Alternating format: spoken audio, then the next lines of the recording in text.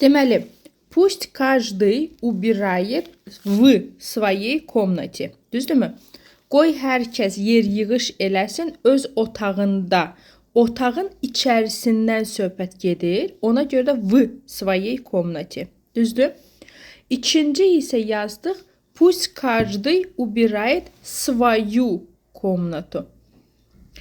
Fikir verin, sualın deyilişindən şəkilçilər hər şey dəyişdi.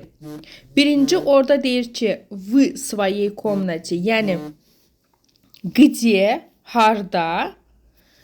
İkinci isə пусть убирает свою комнату, что винительный падежdir, nəyi yığışdırsın? Öz otağını. Düzdürmü? Birincidə öz otağında yer yığış eləsin. İkinci öz otağını yığışdırsın. Halbuki tərcüməsi başda eyni şeydir. Düzdürmü? Məna eynidir.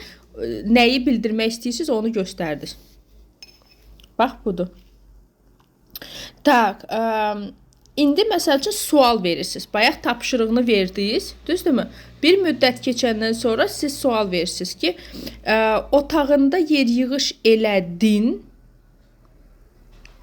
Sən yer yığış elədin şu otağında.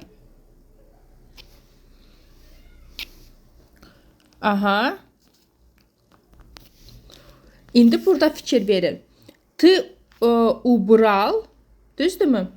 Bir də ты убрался. Sizdə məncə oğlanlardır. Düzdürmü? Qıza deyirik убралась. İndi cavabı da fərqli olacaq. Baxır, nə sual vermişsiniz, düzdür? İndi fikir verin. Birincidə siz deyəcəksiniz ki, sən yığışdırdın öz otağını. Ты убрал свою комнату. Düzdürmü? Sən otağında yer yığış elədin. Ты убрался və yaxud убралась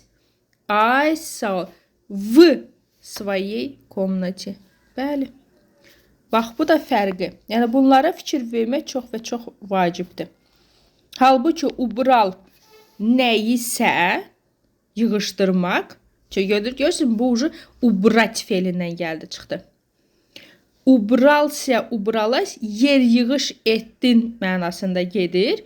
Bu da ubratsa felindən gəlib çıxdı. Ona görə də təkcə lı yox, siya və yaxud s məhki znakı da biz ora mütləq şəkildə gətirməliyik. Yəni, bunların hamısı məndə kitabımda var.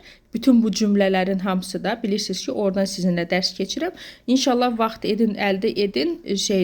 Daimi qoy sizdə olsun. Hər zaman təkrarlaya biləsiniz. Yəni, çox maraqlıdır.